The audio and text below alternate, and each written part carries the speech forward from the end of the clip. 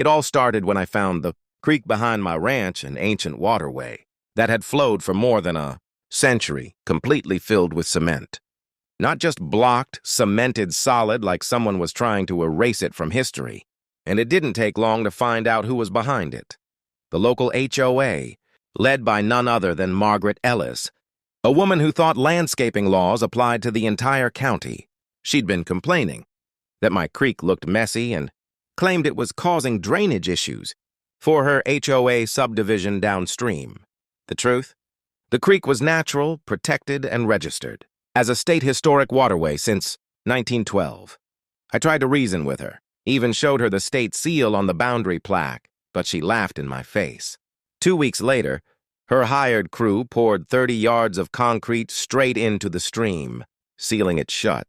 Fish were dead, mud was rising, and my property, along with others downstream, started flooding. I didn't argue this time.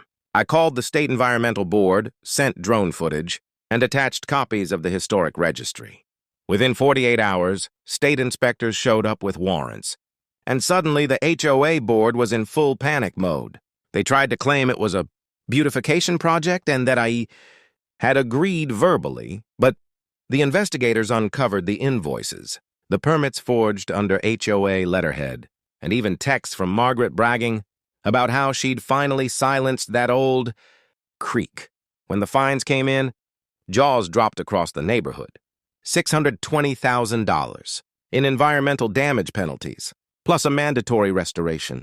Order signed by the governor's office itself. The HOA's budget collapsed overnight, property values plummeted, and Margaret's name was printed on every local news headline in bold letters. As workers tore out the cement, the first trickle of water flowed again, glinting like silver under the morning sun.